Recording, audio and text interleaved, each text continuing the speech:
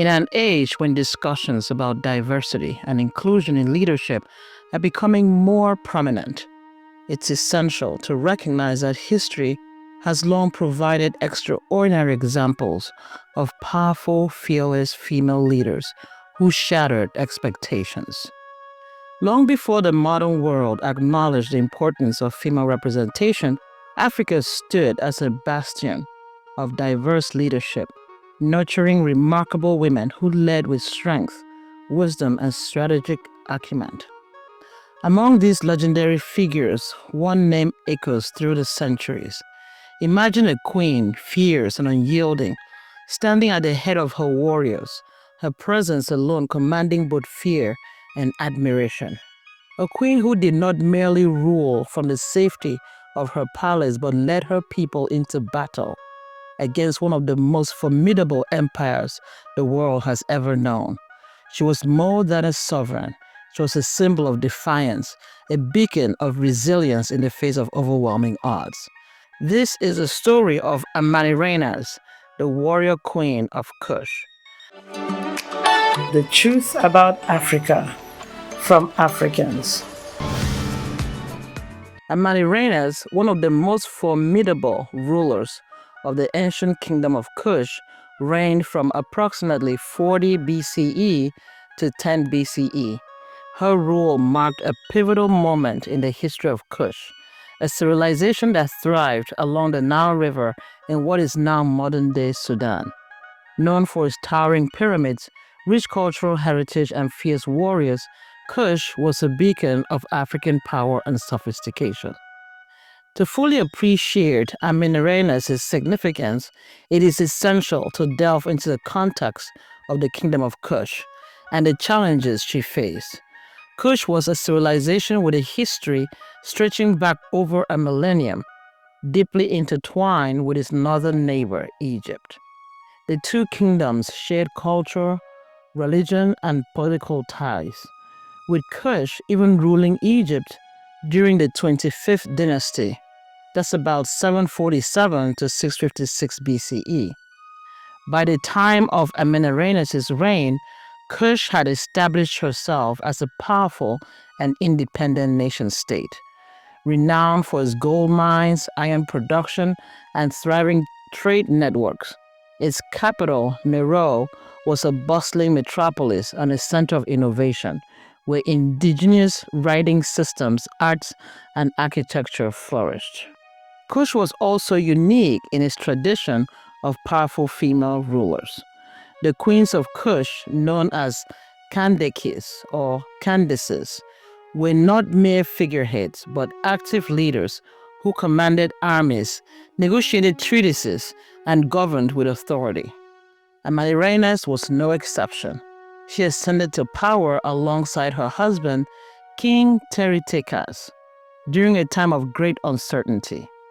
The Roman Empire under Augustus had recently annexed Egypt in 30 BCE, bringing the might of Rome to Kush's doorstep.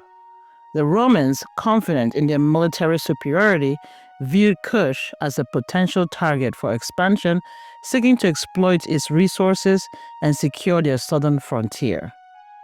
In 25 BCE, the Roman governor of Egypt, Aurelius Gallus, embarked on an ambitious campaign to expand Rome's influence deeper into the African continent. For the Kingdom of Kush, this was not merely a territorial incursion, but an existential threat. The Romans, under the leadership of Emperor Augustus, had already conquered Egypt and was now eyeing Kush's wealth, resources, and strategic position along the Nile. However, what the Romans encountered was not a passive target, but a fierce and determined adversary in the form of Queen Amanirenas, a ruler whose courage, strategic brilliance, and unyielding spirit could make her one of Rome's greatest foes. Amanirenas understood the gravity of the Roman threat. When the Romans began to encroach on Kushite territories, Amanirenas did not wait for them to strike. Instead, she took the initiative, launching a daring preemptive strike against Roman forces in Egypt in 27 BCE. Leading an army of both men and women, she attacked the Roman garrison at Aswan, captured several towns, and even destroyed statues of Emperor Augustus, a symbolic act of defiance that sent a clear message: Kush would not be subdued. The Roman Empire, accustomed to overwhelming its enemies with sheer military might, was unprepared for the audacity and ferocity of Amanirenas' campaign. Her forces pushed deep into Roman-controlled Egypt, seizing key cities and inflicting significant losses on the Roman legions. The Kushites, renowned for their formidable warriors and mastery of the harsh desert terrain, demonstrated their military prowess in a stunning display of resistance. Amanirenas herself was at the forefront of the conflict, leading her troops with unparalleled courage. According to legend, she was injured in battle, losing one of her eyes. Yet, rather than allowing the setback to weaken her resolve, she turned it into a symbol of her unbreakable spirit. Some accounts even claim that she mocked the Romans by sending them a severed head, a Roman statue, an unmistakable declaration that Kush would never bow to Rome. The Romans, however, were not easily deterred. Under the command of General Petronius, they launched a massive counteroffensive, pushing the Kushite forces back and reclaiming lost territories. The war between Kush and Rome was brutal and protracted, with both sides suffering heavy losses. Yet Amanirenas was far from defeated.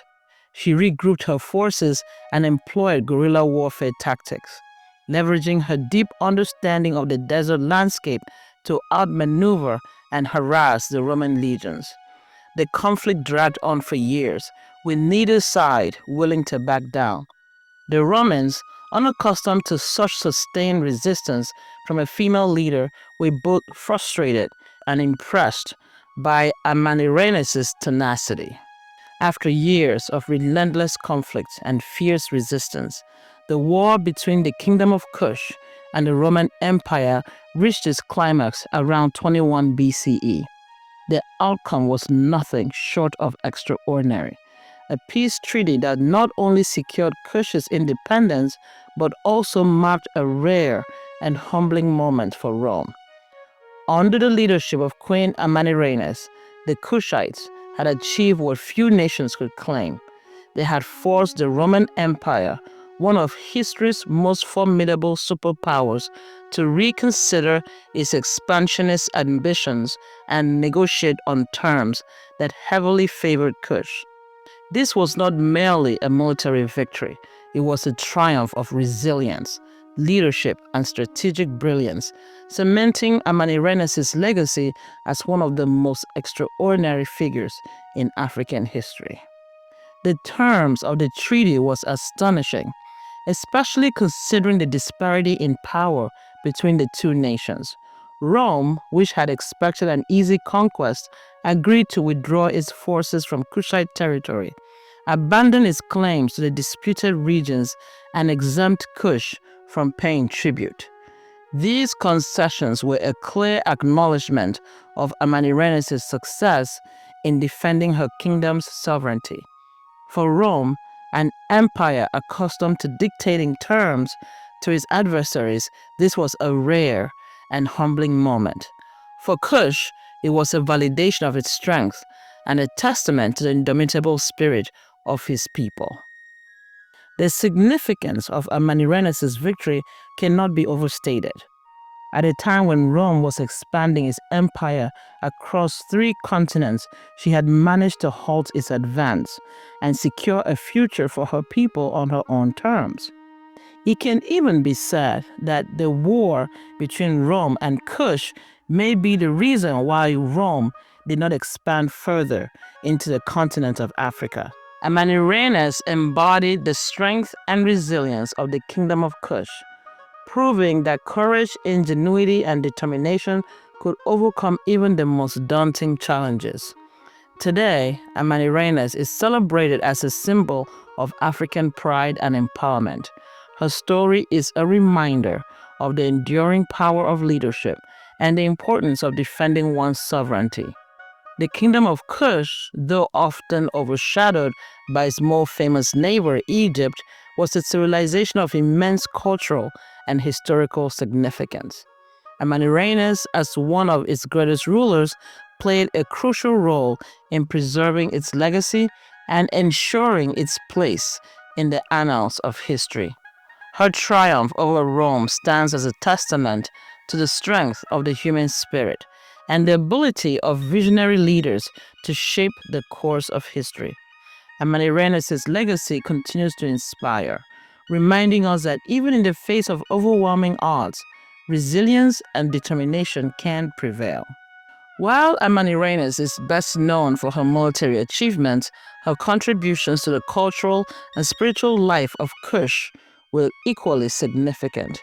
Under her rule, the Kingdom of Kush experienced a renaissance of art, architecture, and religious expression.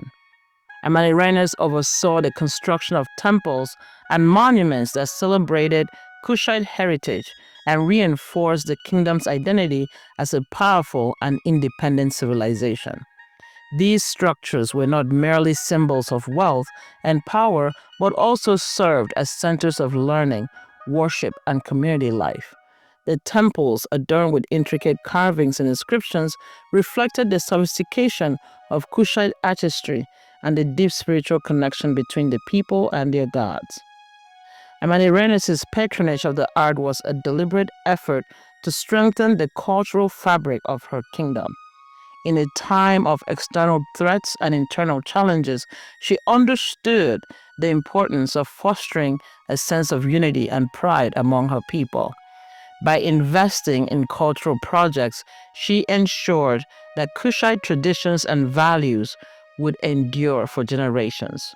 Her reign was a testament to the idea that true leadership encompasses not only the protection of a nation's borders, but also the nurturing of its soul.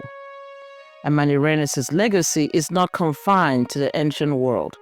It resonates deeply with modern struggles for autonomy, leadership, and representation. Her story is a powerful reminder that the fight for freedom and self-determination is timeless. Amanirenas' story is a testament to the enduring power of leadership and the importance of defending one's sovereignty, culture, and identity. She challenges us to rethink history, to recognize the contributions of women and marginalized voices, and to draw inspiration from those who have defied the odds to create a better world.